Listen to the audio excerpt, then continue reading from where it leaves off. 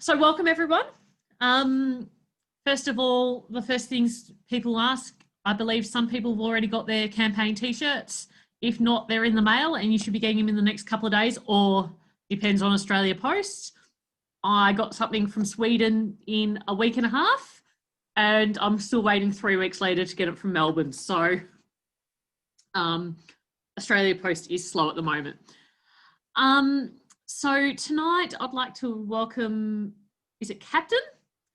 Annette Thompson from Halifax in Nova Scotia, a career firefighter, also heavily involved in their CISM teams and with therapy dogs. So thank you very much. And I'll also add a couple of stuff on the end tonight, guys, because our wellbeing team have sent me some info as well. So they've seen what our session is tonight and they've got, oh, can you add this at the end to make sure that people know our processes? So I'll add that to the end. So I'll hand over to you, Annette. Thank you. I think you're muted at the moment, Annette.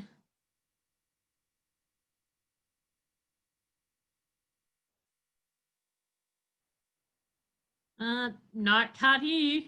You're not muted, but we can't hear you.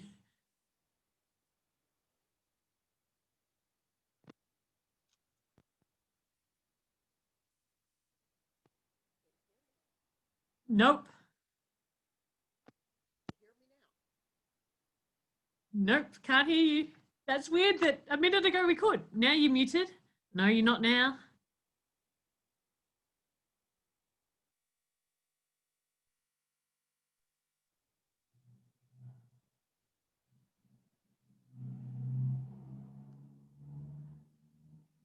No, I can't hear you. That's very weird.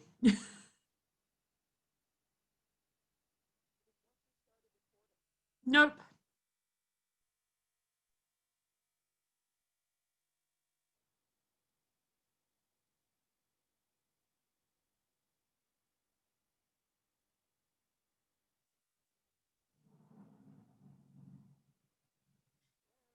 Maybe if you leave and come back, we'll try that.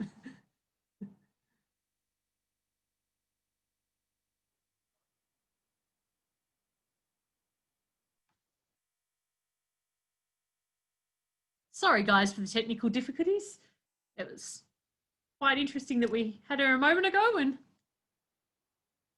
we've lost her. So she's going to try and leave and come back.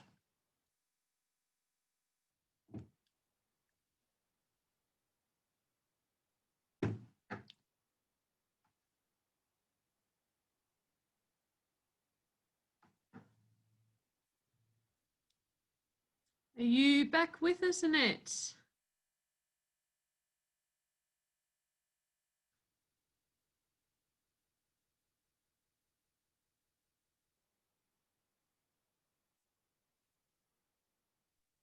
Can you hear me?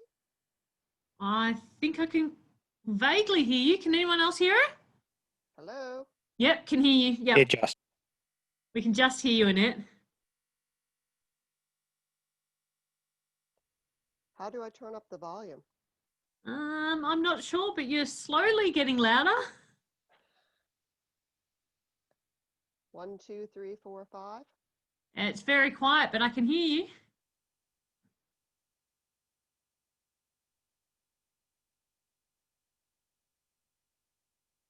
I can't hear you now. 1, 2, 3, 4. Yeah, that's good. Volume okay?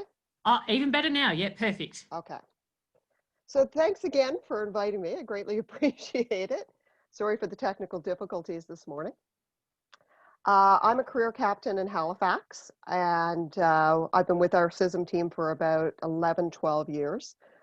We have a program that involves both CISM and we do an FFAP, which is Firefighters and Family Assistance Program, which is offered to all of our firefighters and their families. So I'm involved in both sides of that. So we do everything from diffusings, debriefings, therapy dogs, and also going into homes and assisting families if they need to chat, or we're mostly peer referral agents. So what we do is we will refer them out to proper counseling depending on what they need at the time. So part of what I do is the education portion. So I go around to all our career and volunteer departments. We're a composite department. So we have both career and volunteer. And I speak on stress, diffusings, debriefings, what we do when we come in after a critical incident, and that kind of thing. So I've put together a little bit of a PowerPoint to explain what we do. I hope not to bore you to tears with that. I'm sure it'll be fine. Are you seeing the PowerPoint on the screen now? Yep. Perfect. And if you just want to put it to PowerPoint mode, presentation. There we go. Excellent. So Halifax Regional Fire and Emergency is in Nova Scotia, Canada. We're on the East Coast. We have both our firefighter family assistance program and our CISM team dogs. We're the oldest department in Canada. We've got about 440,000 residents. We cover an area almost 6,000 square kilometers, 51 stations with 490 career staff and 600 volunteer staff. And our volunteers are on call, so they do get a stipend at the end of the year. And we roughly reach about 13,000 calls a year. So we're a very widespread department. Some of our places are very, very rural, and our composite departments rely on having career staff in the daytime from 7 to 5:30, and our volunteers come back and fill in for the evenings, which makes it a very interesting working relationship at times, and is why we part of our family assistance program covers both the volunteers and the career. I spend a lot of time with the volunteers because I come from a community where we are all volunteers, and I understand the dynamic of having to get up in the middle of the night to go help residents that are your family and your friends.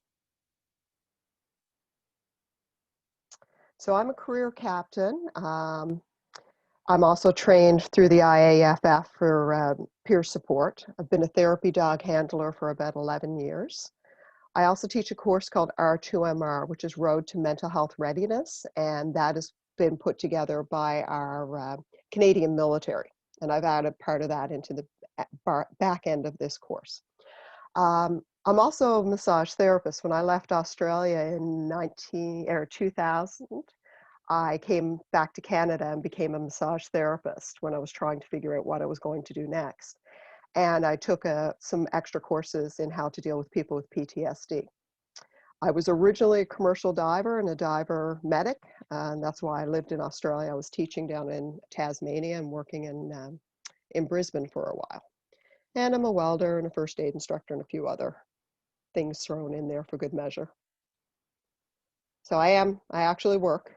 And our big thing for me with our department was having therapy dogs. They're called comfort dogs in the States. And there's been a lot of research done recently on what having a dog and petting a dog can do. It decreases blood pressure, heart rate. It lowers cortisol levels, which are our stress hormones. It lowers epinephrine levels, which are the other stress hormones, and it increases endorphins. And the endorphins that it does increase actually include oxytocin, which are the ones that women have when they're delivering. It's a bonding hormone. And there's been all kinds of studies. Usually they do saliva studies, and that would be taking saliva, measuring these levels ahead of time, getting, I think the Frontier article says about 12 minutes with a dog on multiple times. And they were actually able to significantly see the difference in how people were reacting. And of course, this is as long as people like the dogs and are not afraid of the dogs.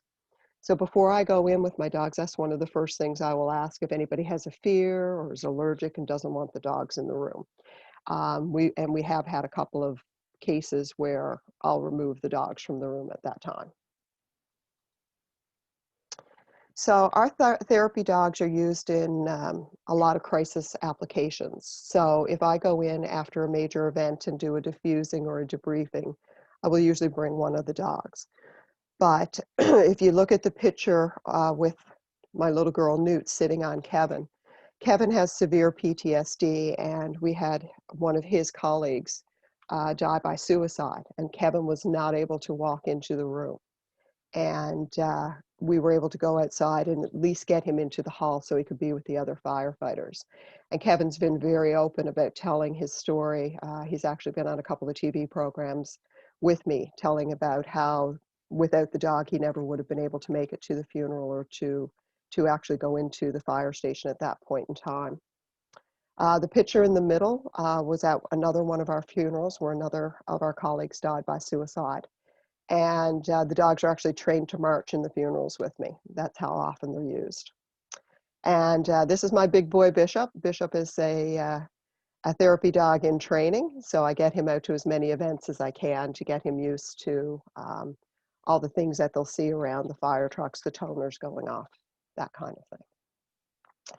So everything from funerals to wakes. We do some community events, which are the fun parts. But we also go to people's houses when they're in crisis. This was our first therapy dog. This was Ripley. He was the one that sort of introduced me to therapy dogs. And he worked in the nursing homes with me. And I found that was really too hard on us. When a resident would die, we'd find it was very difficult. So that's when we started moving into more of a fire department application. This is Newt. She retired last year after knee surgery. She's still going strong, but she's retired at the moment. This is one of the community events that she was at. Hicks was Newt's son. He recently passed away in May and was our current therapy dog. And the fire department actually considered him to be an active service member when he passed away and did up all his paraphernalia for me. And this is Bishop. Bishop was a 13-month-old dog when I got him. He was abused and could not be handled by men, could not be in a room with men, couldn't have his face touched. So he's almost 4 now. And if it wasn't for COVID, he would have been certified by now. But this was last week at my station with one of my firefighters. So we're almost there. And we do calendars, and this was in a calendar for a new organization called Fight for Life. Claudia's son passed away by suicide. So she's doing some fundraising for us to be able to get resiliency training. And of course, you always have to have the outtakes. So critical incident stress management is a comprehensive multi-tactic crisis intervention. And it involves a systematic way of doing diffusings and debriefings. Back in 1990, a report came out saying that the average years that a person after retirement was surviving was 14.6 months. And this was a huge indication to us that we had to do something to increase our longevity after retirement. And we ended up having a major disaster in '98 while I was in Australia, and it was called Swissair. And Swissair went down in September, around this time of year. And it involved a lot of our first responders, both military, police, fire, across the board. And people are still suffering from PTSD after this event. And we found that the diffusings and the debriefings afterwards were not adequate to deal with what we had. So of course, any critical incident is our starting point. My starting point started after meeting Romeo Dallaire. Romeo Dallaire, if you've seen the movie Shake Hands with the Devil, Romeo Dallaire was in Rwanda during the genocide over there, and he really brought PTSD and mental health awareness to light for us. So he advocated for us to be able to come out and say, I have problems, I need help. So after speaking, seeing him speak and speaking with him personally, I became more involved with our crisis team. So our common crisis reactions happen from everything that we see on the job and sometimes off the job. We normally have high anxiety, denial, anger, remorse, and grief. And each person is going to experience these a little bit differently. The high anxiety we may see right away, or it could come afterwards. And this all happens depending on how bad our crisis was for us, not the actual crisis itself. So how sudden was it? Did you end up getting out of bed to have to deal with this as a volunteer and as somebody you know? Was it a very high anxiety situation? Was there a lot of people around? And did it go on for days like our Swiss Air did? Swiss Air went on for weeks. And the level of loss. We just had 7 children die in a fire last year, and that affected our department quite severely, that we were not able to save these 7 children. And of course, the age. Were there people there that we knew? Were there friends of friends that we knew, or was it a colleague? So the other thing that we see is the availability of resources. So if we're able to get on scene very quickly with our crisis team, and if prior to that our people have gotten the level of education and training that we're trying to promote through resiliency training, coping mechanisms are there in place, and the resiliency seems to be better with our people. So when we come in, the big thing that we say is it doesn't matter what reaction you're having, but that reaction is normal. So we try and bring some amount of normalcy back to the situation. We want people to be able to go back to work and enjoy the things that they normally enjoyed. We try and do these together as a group so that everybody who's there is part of the team. With our diffusings and our debriefings, we try not to bring in people who were not directly at the scene. So we may do several different small diffusings or debriefings if a person wasn't directly involved. And that's because of the vicarious trauma. We don't want people who weren't actually experiencing that trauma at that time to experience it and sort of get the visual of it from other people. So if we've got one group that was dealing directly at the scene with the family members and with the body, or removing the person from the vehicle, then we'll probably do a different diffusing with them than we would do with the people who were our support people. And of course, we try and identify anybody who may need to be referred out to professional help. We're just peer referral agents with some additional training, but we're not counselors.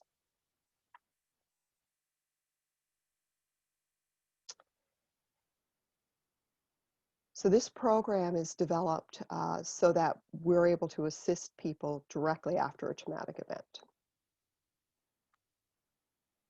So we do the pre-incident education, such as I'm doing with you now. We will go to on-scene and provide on-scene support. Our on-scene support is anything from bringing coffee, bringing food, having that extra cell phone if they need to call a family member. Usually don't get much into people's feelings and what's happening at that time, but we like them to know that we're there to provide whatever support, especially if the scene is going on for a long time and the people need to get hold of other people, you know, family, daycare, that kind of thing. We also do one-on-one support, and that's where my dogs come in a lot. People say, you know, Annette, taking the dog for a walk today? I say, sure, of course. And they'll say, do you mind if we tag along? And that's where we have some of our best one-on-ones. Big demobilizations after a disaster, so we have big debriefings and diffusings afterwards. We have our small crisis management briefings, and this happens through management right down through the ranks, so that one message is getting out to everybody and not through multiple channels. diffusings, debriefings, and then support for our other services that are there. So it could be everything from logistics and on down. And of course, we never just leave our people. We follow up. 2 hots and a cot is our sort of mentality here. So you have to have at least 2 meals and a sleep before we follow up with you. It's kind of hard to tell how you're feeling when you just got home. And referrals to professional help when needed. Education post-incident has not been as strong as we would like. So that's the other component where we seem to be preparing people more on the front side. So the pre-incident resiliency training versus the post-incident education. Confidentiality is huge with our organization. It's the easiest way to get yourself removed from the team. We actually, in our diffusings and our debriefings, go around the room and make sure everybody agrees that what's said in the room stays in the room. To the point where I will go back to work and somebody will say, oh, did you know such and such happened to a certain crew? And I'll just pretend I have no idea what's going on. And then they'll say, well, did the team go in? And our people are very, very concerned over their other members that we may not see every day. So they want to make sure that they're being taken care of, and they want to make sure that the CISM team has been there and is taking care of our people. So I will say, yes, the team went in if I feel it's appropriate, but that's as far as I'll go. And we're big on the confidentiality because it develops trust, and people are not going to phone us and tell us, you know, that they need help if they don't trust us. So stress is the big reason we're all, you know, here today. We have good stresses, we have bad stresses. Stresses, you know, if I never had a deadline, I'd never get anything done. I'm one of those people who works very well with stress. But when we get chronic stress is when we're dealing with things that eventually don't change.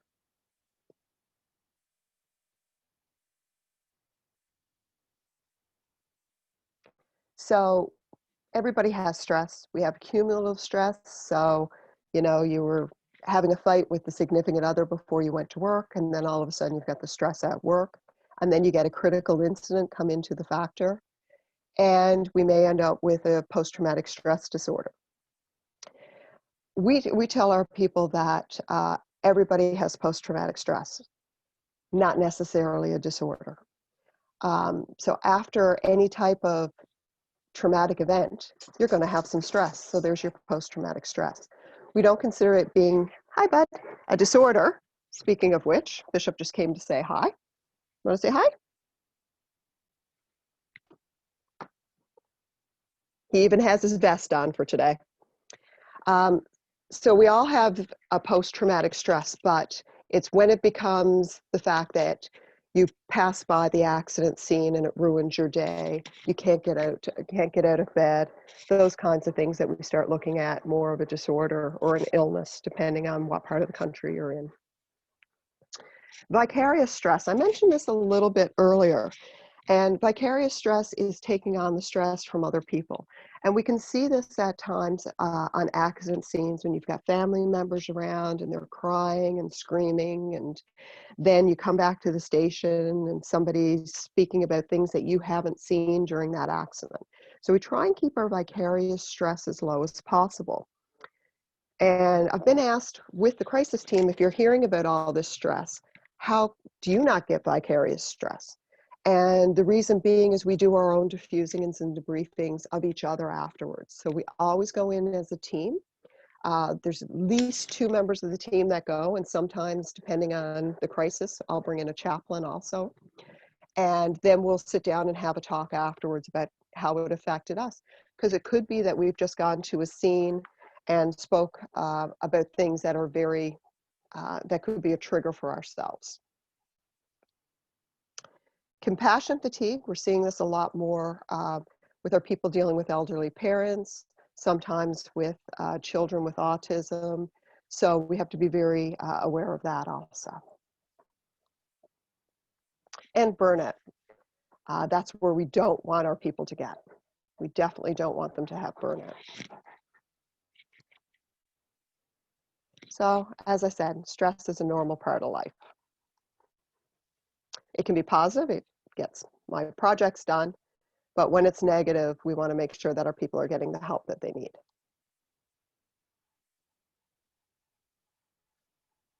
So it's our prolonged stress.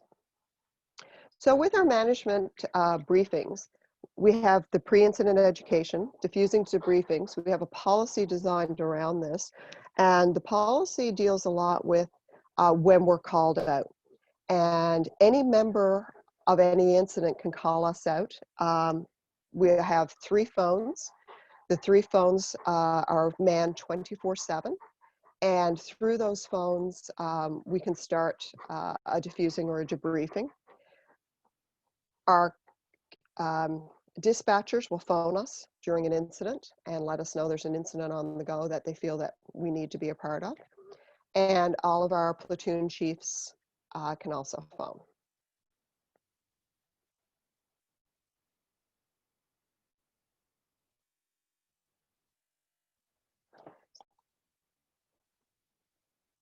So critical incident stress has been known as traumatic stress. Starts with an exposure to a traumatic event, and it's a common response to an abnormal event that most people would never see. It can be very painful, but most people will recover. A lot of people have numerous ones during their careers, and this is something that we're finding that as we go around and do these educational components, there's a lot of people that have never dealt with certain incidents from the past. So it almost ends up coming as a diffusing as we're going. The other problem with not dealing with the incidents of the past, when we go in to do a diffusing or a debriefing on one of the incidents we're dealing with on a certain day, we often have to deal with prior incidents that occurred before that. So critical incident stress is the term that's been applied to people who've suffered a severe trauma in their lives. And we can get both physical and psychological symptoms. Hi, Beth. Hi.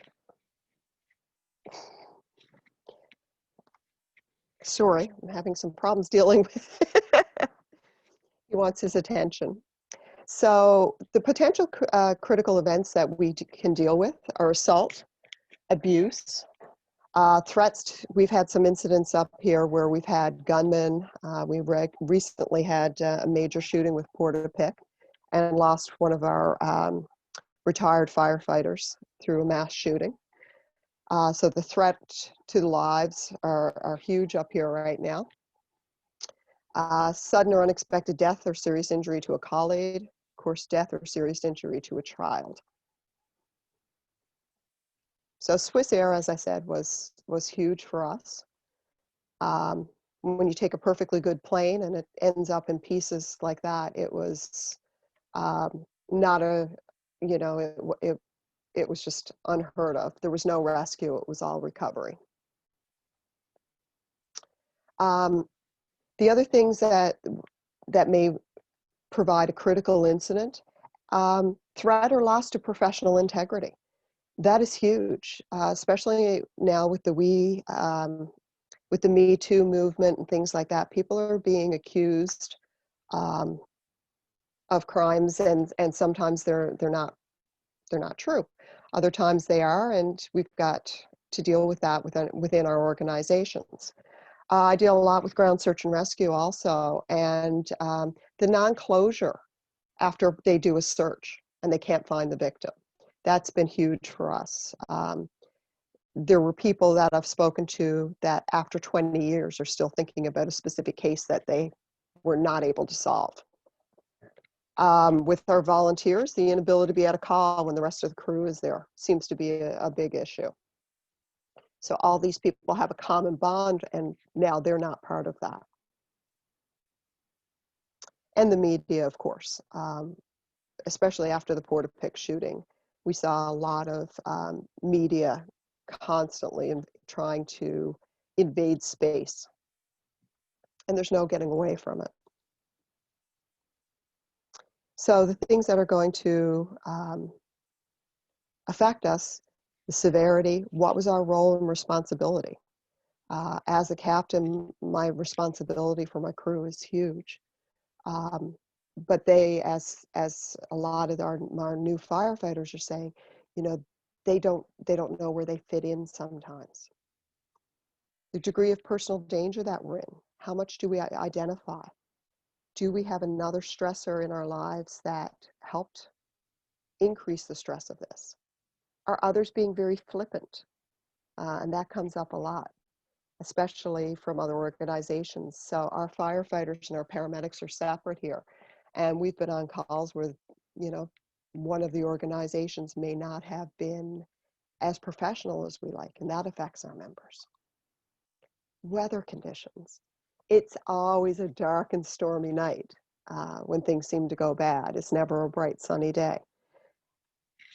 You know, so the weather conditions can make a huge difference. How quickly were our support services able to get there? Were we able to get our rehab units in place quickly so that we had extra support? So there's 3 phases to this. We have the shock, the impact, and the recovery phase. So when we go into shock, a lot of people have heard about fight, flight, or freeze. So the auditory exclusions, all of a sudden, everything gets muffled, you get tunnel vision. Some people can't sit still, other people just freeze. Sweats, muscle tremors, it's all symptoms of shock.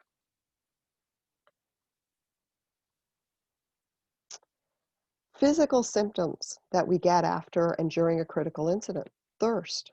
Our body has just taken all of our good fluids and put it to the vital muscles. Fatigue, headaches, racing heartbeats, symptoms of shock. Gastrointestinal distress. Either you're not going to go or you really need to go right now. Sweating, muscle tremors, chills. But the emotional ones are the ones that a lot of people don't seem to understand. And that's, you know, the sadness, the depression, the frustration, and the anger that we may get. Irritability. And I say to a lot of the firefighters, you guys know your crew's best. You'll know when somebody's behavior doesn't seem normal, when somebody's irritable, and they'll all go, oh yeah, that's so-and-so in the corner. Well, if they're always irritable, that's not a change. It's the irritability that we see that hasn't been there before. Can't do anymore. I just cannot take one more thing. The feeling of being overwhelmed. Phobic reactions. All of a sudden they can't pump gas because the smell of gas is now a huge issue. And the withdrawal. They don't do the things that with everybody that they normally did. We actually see some cognitive problems also. Mental confusion, inability to concentrate. They can't add 2 + 2, which for our pump operators, this seems to be a huge issue.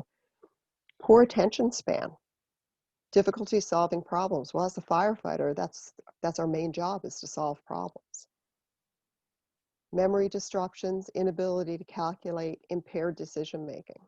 So these are all vital in making sure that during a critical incident, we're able to sort of overcome and be resilient on this. The time distortions, you hear this all the time from victims and casualties. It took you forever to get here. Well, according to our CAD system, it literally took us 5 minutes. It seems like so much longer to them. And this is where, since we've been doing diffusings and debriefings, we're seeing a huge difference. Is we're not getting as many people being in trouble at work. Our job performance has gone up. Our lost days have gone down. Our medical claims are going down. Public complaints, people isolating themselves, we're all seeing a change in these. And this is why our union is so supportive of this program, is the fact that we're not getting in as much trouble as we may have in the past. For those people who have a spiritual connection, they can either, we see one of 2 things happening. We either see them go more towards religion, or some people actually back away from it, that they feel abandoned by God or their God, and they don't find that higher powers helping them right now. So how do we recover? We have our on-scene support service, our one-on-one crisis intervention. We advise supervisors, you know what, maybe you need to take this truck out of service. Maybe, we need to have some advanced things happen. Support to the primary victims. Our firefighters really want to know that the people that were there are supported, and that, we have partnerships with victim services and that to help. Like if I'm on scene and somebody's been abused, I'll call victim services. So our firefighters know that the primary victims themselves are being helped. Silly things that you wouldn't think of, like just by giving your crews food, rest. For most of us, it doesn't seem like rocket science, but to some management, sometimes they forget that we need to be fed and that we need a place that we can get in out of the weather. Demobilization happens after a big incident. It's now called RITS because the World Health Organization could not translate demobilization into all official languages. And it's very important that these services are conducted by people that are trained, because we don't want to send in somebody who's going to create a trigger and then not be able to diffuse the incident at the end. So RITS is Arrest, Information, and Transition Services. And that's what we try and do with our diffusings and our debriefings. So this was after Swiss Air. This was one of the big demobilizations afterwards. So this was at the ground search and rescue area. And we're talking hundreds upon hundreds of volunteers that were out combing the beaches, the waters, looking for debris. So we want to give people a chance to meet away from a scene. We don't want to do this at the scene, and give them time to transition to get to their homes. So in bigger incidents, this may have trailers or campers so that they can go in and watch TV for a little bit and actually get away from that scene before they go home, so they can get some normalization back. So diffusings are what we do the most. And if you think of a bomb, to defuse a bomb is just to make it inactive. So we want to take a very harmful or potentially harmful situation and diffuse it so that when we get there, people can go home and not fight with the spouse and all those wonderful things that happen.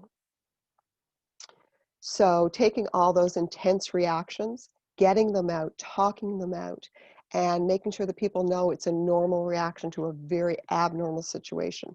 People do not go into these situations on a normal basis. Letting people know they're not alone, that we're there to help, and that we encourage them to talk it out within their crews. And our diffusings are very brief, but we may come back at a later time, especially with some major incidents, and do a full debriefing, which is a longer process. But normally when people come back to the station, they want to get a shower, they want to relax, they don't want to sit down and talk about their feelings right then. So promptness, like I said, we're on call 24/7. We'll leave in the middle of the night and come in and do a diffusing immediately. We try and do it within their own core stations. And as we said, we try and make sure that there's a positive vibe when they leave, that things are going to get better. This isn't long term. You're feeling really bad at the moment, but we're going to look at how we can make you feel better. So we do an introduction, an exploration, how's everybody doing right now, and then information. So the information phase is very important, especially if you don't know where the other crews were and what was happening. So somebody may say, Johnny didn't do anything during that call. He was up at the truck asleep or whatever, and you'll find out that Johnny wasn't up at the truck asleep. He was actually at another part of the scene. So try and getting all the information out there. We also try and find out information from the hospitals on how the victims are doing. A debriefing is a bit longer situation. we go around and we talk to each person individually if they'll speak to us, because of course it is a volunteer situation. And we go right from where were you, you know, especially with the volunteers, what was happening before you got the pager call, how did it come in, what were you thinking on the way there, what was your role, what position were you on the truck, afterwards what happened. And then the debriefings are done after the 2 hots and a cot. So how are you feeling now? Are you being triggered by anything? You know, sights, smells, that kind of thing. Have you driven past the accident site? How did you feel afterwards? And the objective of this is to normalize our stress reactions. So the more that we talk about it, the more normal it becomes. Build support within the team. Provide an emotional release. This is where a lot of times we'll get people who will scream and yell and get that anger out. Sometimes they'll cry. But to know that other people are feeling these, you know, that really ticked me off when so-and-so did whatever, or somebody said that, or the fact that we weren't able to get the person out of the vehicle as quickly. And to get those emotions out. And this is from the R2MR program, and this is the way we're sort of teaching our resiliency right now, is we're using scales. And some people don't like being referred to as color, but it makes it very easy when I phone somebody up and go, you know, or text somebody and say, how are you doing today? And they say, you know, I'm a bit of a mango. Go, okay, so we're between healthy and reacting, or reacting and injured. And so we say, in a healthy situation for our mood, we've got a normal mood with normal fluctuations. Things are calm, we take things in stride. A lot of people are never completely in that healthy situation. But then we also have the reacting. So people are irritable, they're impatient, they may be nervous, sad, or tearful. When we see the injured, this is when we start usually getting complaints from supervisors. People are being very aggressive, you know, they're having conflicts with people at work. Depressed mood and suicidal, we get from there into the illness, but the injured is usually where we're seeing behavioral changes at work. When we consider a person to be ill, angry, anxious, hopelessness, and just extreme sadness. So by having a scale, and as I said, this came down from the military, we can sort of judge what we need to do and how we need to help this person. So again, we also deal with this scale with changes in attitude and performance. You know, do they have a good sense of humor? Well, not everybody has a good sense of humor, but are they in a good mood? Reacting, the displaced sarcasm. Well, that's the fire department in a hole here. There's always displaced sarcasm. Right up to the poor performance. The person who all of a sudden wasn't a great person at work, and all of a sudden now becomes a workaholic because they don't want to go home and deal with their families. So it's both sides of the scale. But again, if we can get it when we see the overt insubordination, the behavioral changes, if we can get it before they get into the ill category, hopefully we can help and not have job performance issues. We've also taken these scales and we've given them to the spouses. We've told them to put them on the fridge. We have them on the fridges in some of the stations so that people can see, oh yeah, you know what? Your behavior is getting more to the injured side. Changes in sleep, same thing, everything from a normal sleep pattern right up to being restless, the recurrent thoughts and nightmares. The one thing that I see a lot, especially in my massage practice, is the increase in fatigue and the aches and pains. And a lot of this has to do with that cortisol that we talked about, that the dogs were able to get out of our systems. Cortisol works really poorly on connective tissue. So if anybody had a prior injury, the increased stress will often affect their bodies in the inability to heal and increased in pain. So this is what I treat a lot in my clients. And I will often ask my clients, well, how was your week? And people go, well, what does it matter? Well, if I stub my toe at a party, I'll shake it off. If I stub my toe and I'm not feeling well, oh, my foot is falling off, the world is ending. It does really, the way we feel pain is directly linked to our moods. Social activity, again, we have the scale for that from somebody who's a normal social person to they can't go out and do anything anymore. You know, the not leaving the house or answering the phone. That's our major, you know, somebody's not answering your text messages anymore. And then our substance abuses, and our fire service, we keep a close eye on this, and this is specifically somebody that goes from having a drink to all of a sudden we can't get them out of the bars, they're closet drinking. We've recently legalized marijuana here, so we're keeping an eye on that and how that's going to affect us. But, you know, we tell people when they go home from a critical incident, please do not go home and overly drink.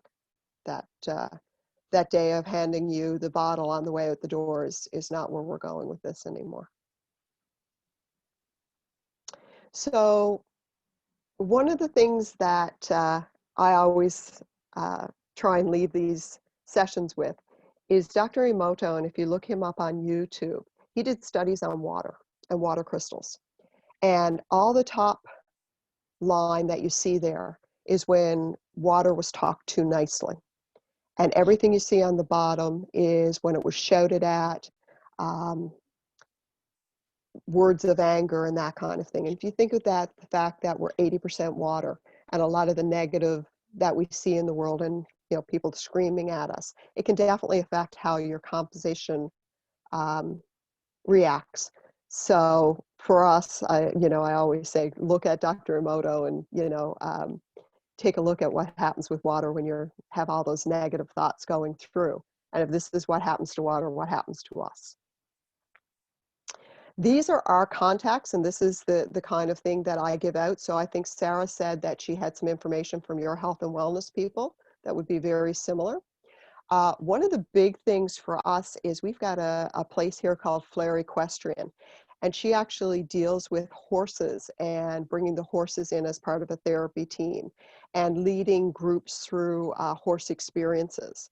And if anybody wants any information on that and how to start a program like that up, I can get you in touch with Rachel. She's also a volunteer firefighter and has recently become a captain. So she has a unique experience there also.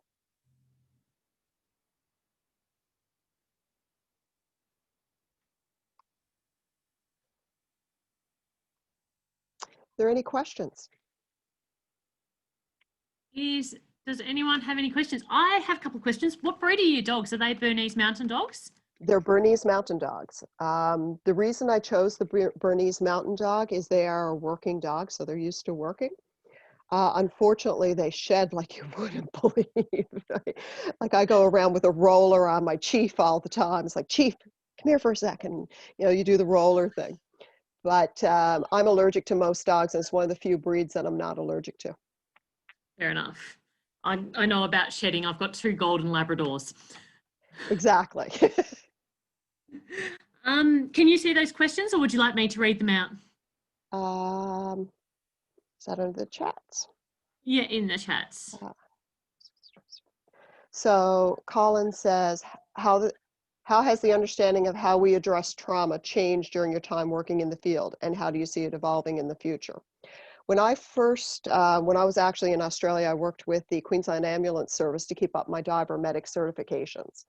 And one of the things that I noticed is there was no training on trauma. There was very little training on anything for us. We sort of came out of it and went, oh, so you're all right? Yeah, fine. You went on with your next job. What I see now is people more willing to share and more willing to say, I'm not okay.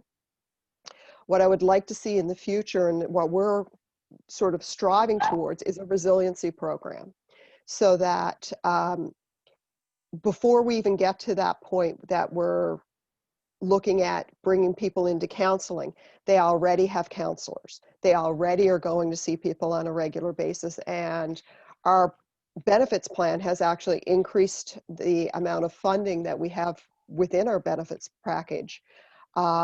every year it seems to go up even more because we want people to have regular counselors to talk to. So not just after times of stress, but throughout the regular year. Hope that answered your question. So yeah, I would like to see more people with a resiliency. Vicky says, hi, Annette. Thank you very much for this. I found it very interesting. I was wondering if you have any hints or tips around fostering the healthy, open attitude, encouraging people to open up. We start right from our career recruits when they come in. So this program that I did here, I do for our very, very brand new recruits within the first 2 weeks of their program. So for our department right now, instead of them going to a fire school outside of our department, we self-train. So part of that beginning training is dealing with PTSD, crisis, resiliency, and this is starting right from the bare bones.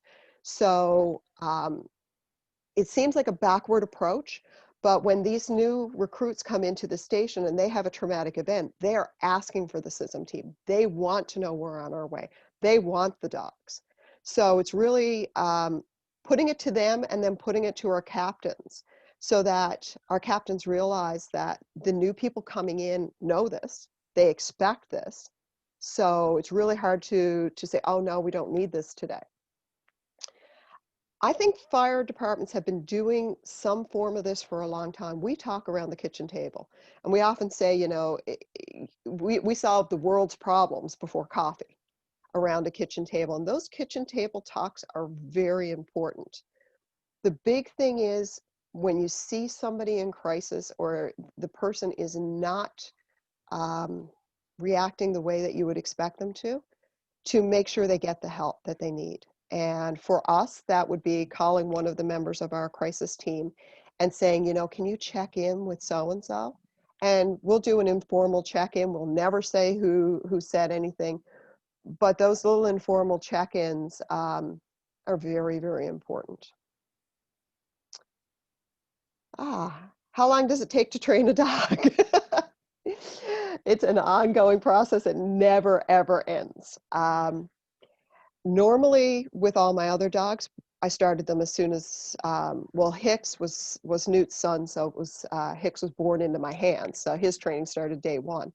Normally, when you get a dog, you get them between 8 and 12 weeks. That's when you start their training. So the socialization, being petted, being touched, you know, sticking fingers in their ears, in their mouth, that kind of thing.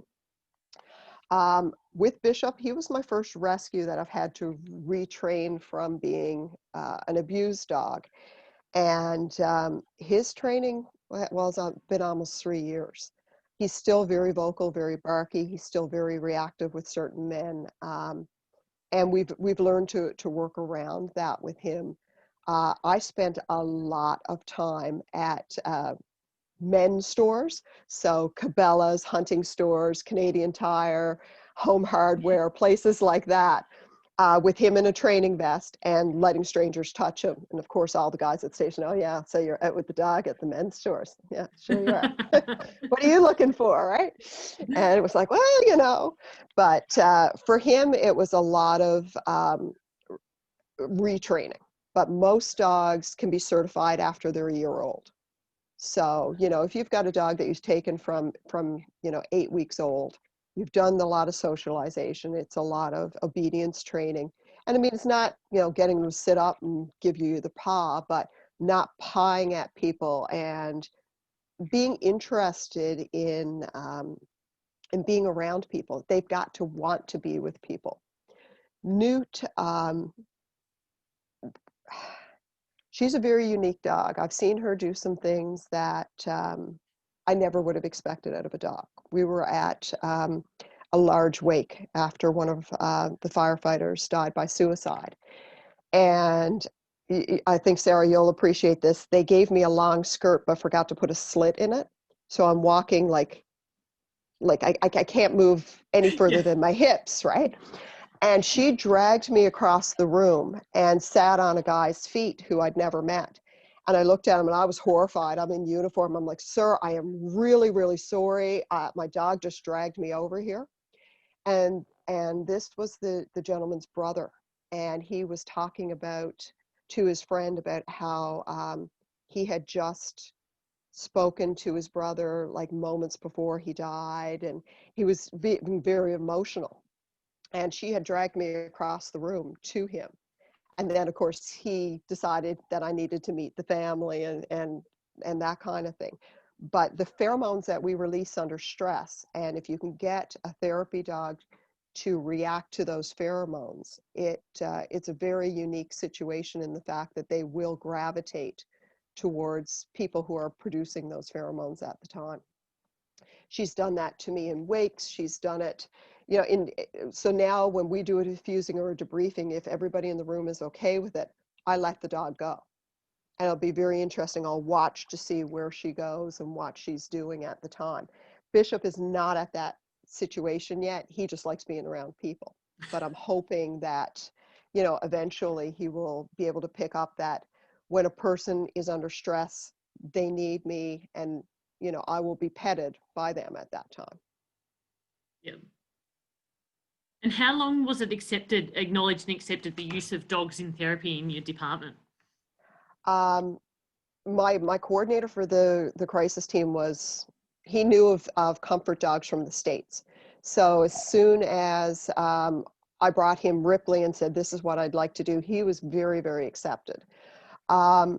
Throughout the station, sometimes I'm still not getting the reaction I would like. Our department does not allow dogs in stations, period. My dogs are the only dogs allowed in stations. They have ID tags that say they're allowed in the stations, that kind of thing. Our chief, we've gotten a new chief within the last 2 years. He thinks it's an amazing program. He wants to expand it. Like everything, it takes time. So up till now, it's just been my dogs. But most people enjoy seeing the dogs come into the station. But there are a couple of holdouts, and it'll be sort of you brought a dog into the station, and 20 minutes later the person's petting the dog on the floor. So, it all depends on how comfortable they are around dogs, I think. Absolutely. Does anyone else have any questions? Doesn't look like it. I'll just hang on. I've got the email. I'll just share our bits and pieces, guys. I'll cancel your spotlight video. So Tim Rogers from our Wellbeing Services Advisor. A couple of things he just mentioned today is that we don't refer to the CISM model anymore, and primarily do individual and group-based support using psychological first aid. And psychological first aid is an interim approach to support a person who is in distress and can assist them in accessing appropriate support services. It is a flexible approach to promoting psychological wellbeing and can be tailored and adapted depending on the situation. In accordance with best practice, psychological first aid is recommended as the first intervention following potentially traumatic events, as such, PFA should always be offered to all CFA members prior to an operational debrief. If applicable, it is strongly recommended that services provided by peer support and an AAR are not conducted at the same time, and there is no reason why peers can't be invited along to your AAR. He really wanted to promote the use of peers and us using peers and the early notification of using the Signal 27 or early notification of our peer support. So Signal 27 created to follow up to get a peer on scene or a peer notified of a potentially traumatic event. Some of the events you might have is immediate follow-up. If you request a Signal 27, a death or serious injury of a CFA member in the line of duty, death by suicide, attempted suicide, appliance or EMR offline due to wellbeing or a fire fatality, potential traumatic events which are 0 to 48 hours, fatalities or near fatal events involving people over 18, multi-casualty fatalities, more than 3 people, prolonged attendance at a potentially traumatic event, events involving a biological washaway, excessive media coverage, and attendance at a known crime scene. Signal 27 is a subtle way of requesting peer support over the radio at an operational event and is a simple way to get the support in a timely manner. But remember, this does not replace the current opt-in service from accessing peer support anytime, and any member can access peer support at any time, and members' families can also access peer support. And we have the EAP process as well. So remember that, yeah, anytime you can access your peers, and also the counselling services as well for you and your family members.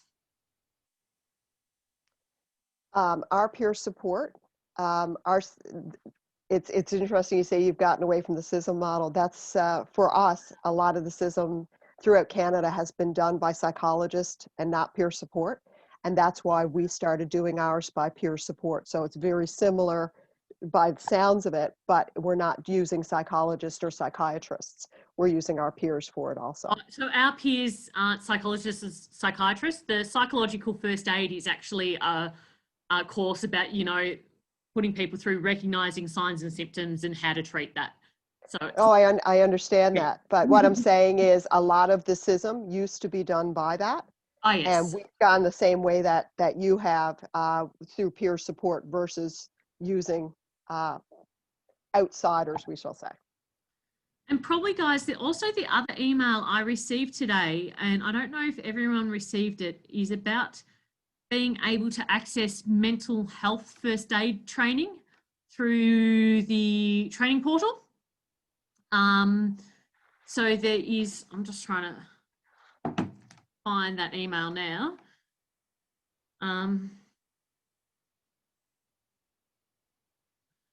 Apologies, I did see it before. Of course, I can't find it now. Oh yeah. I don't know if everyone got it, but mental health first aid. Mental health first aid gives you the confidence to provide support to others using practical evidence action plan. So it is available through the Learning Hub. It's got two components: a self-paced interactive e-learning and two 2.5-hour instructor-led video conferences. So if you're interested in the mental health first aid, that is available on the Learning Hub too, guys. And probably an interesting one to do. So thank you very much for your time tonight, Annette. I've really appreciated it. I think it's given us an eye-opener and potentially some things that we might be able to undertake and help us recognise some stresses as well. And I think during these current COVID times and after our bushfire season that we've had last season, and the fact that we haven't been able to be together since March, really, it's really important that we take care of ourselves and others. Well, thank you very much for inviting me. I so miss your country. I always planned to come back and just never got back. But I look forward to seeing your dogs working as therapy dogs soon. Excellent. I'm really hoping I can get my dogs up. My little one especially. We had my grandfather passed away the other day, and it was interesting you saying picking up. She was the calmest dog the other day and just wanted cuddles all day. So it was a very interesting how they picked that up. Oh, they do. Cuddle lots. Exactly right. So thank you very much. Everyone else, next week we've got Kevin Parkin from the Bureau of Meteorology. So, and you're welcome to join our sessions anytime that you wish. I've been watching the videos. A lot of times I can't log in because I would normally be at work right now, and we're not allowed to use Zoom. So I've really enjoyed watching the other presentations. Excellent. And I'll put Martina Jules up next week. So in the next couple of days, guys. Our last week we had Martina Jules, which was a UN peacekeeper. So, oh, wonderful. And she did talk about stress and different things. So that will be up soon for you to watch. Have a good and safe week, everyone, and we'll catch you soon. Thanks again. Thanks, Annette. Cheers. Bye-bye.